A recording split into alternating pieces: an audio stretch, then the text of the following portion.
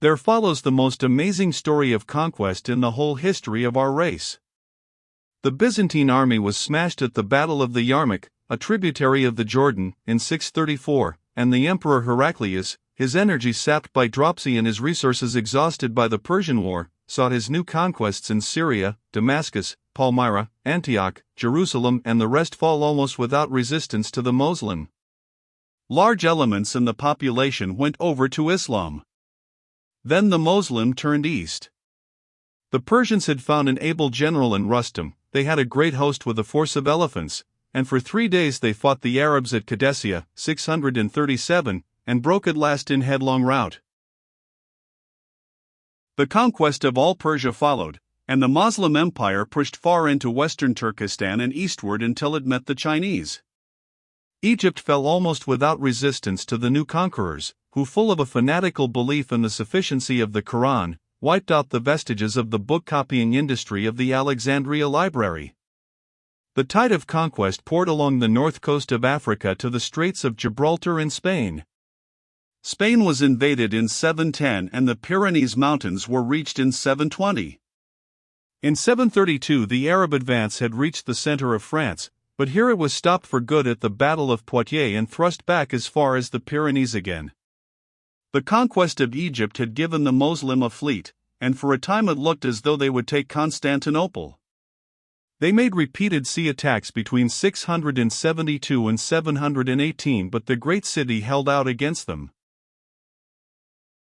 Map: the growth of the Muslim power in 25 years.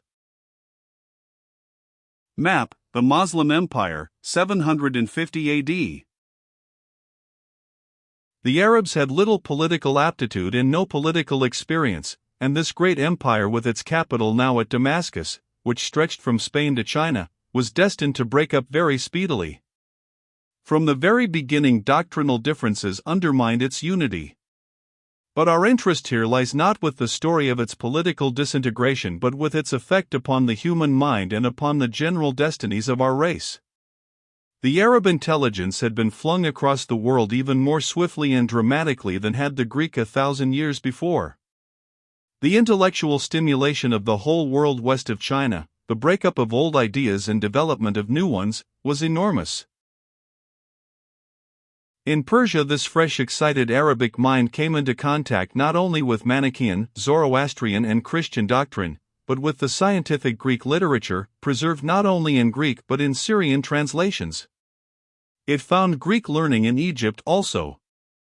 Everywhere, and particularly in Spain, it discovered an active Jewish tradition of speculation and discussion.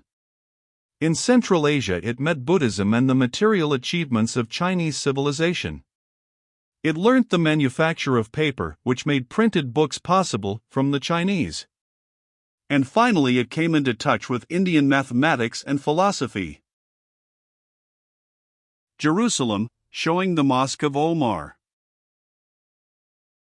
Jerusalem, showing the Mosque of Omar. Photo: Leonard and Landrock. Very speedily the intolerant self-sufficiency of the early days of faith, which made the Quran seem the only possible book, was dropped. Learning sprang up everywhere in the footsteps of the Arab conquerors. By the 8th century there was an educational organization throughout the whole Arabiized world.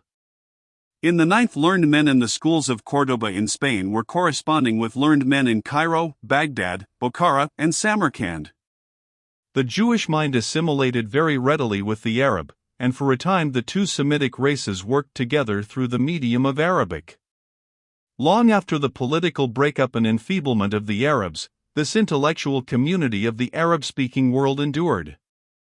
It was still producing very considerable results in the 13th century. View of Cairo mosques. View of Cairo mosques. Photo: Leonard and Landrock. So it was that the systematic accumulation and criticism of facts which was first begun by the Greeks was resumed in this astonishing renaissance of the Semitic world. The seat of Aristotle and the Museum of Alexandria that had lain so long inactive and neglected now germinated and began to grow towards fruition. Very great advances were made in mathematical, medical, and physical science. The clumsy Roman numerals were ousted by the Arabic figures we use to this day, and the zero sign was first employed. The very name algebra is Arabic. So is the word chemistry. The names of such stars as Algol, Aldebaran, and Boötes preserve the traces of Arab conquests in the sky. Their philosophy was destined to reanimate the medieval philosophy of France and Italy and the whole Christian world. The Arab experimental chemists were called alchemists, and they were still sufficiently barbaric in spirit to keep their methods and results secret as far as possible.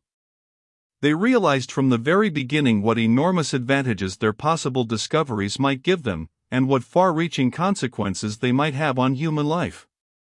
They came upon many metallurgical and technical devices of the utmost value, alloys and dyes, distilling, tinctures and essences, optical glass, but the two chief ends they sought in vain. One was the philosopher's stone, a means of changing the metallic elements one into another and so getting a control of artificial gold, and the other was the elixir vitae, a stimulant that would revivify age and prolong life indefinitely. The crabbed patient experimenting of these Arab alchemists spread into the Christian world. The fascination of their inquiries spread. Very gradually the activities of these alchemists became more social and cooperative. They found it profitable to exchange and compare ideas. By insensible gradations, the last of the alchemists became the first of the experimental philosophers. The old alchemists sought the philosopher's stone, which was to transmute base metals to gold, and an elixir of immortality. They found the methods of modern experimental science which promise in the end to give man illimitable power over the world and over his own destiny.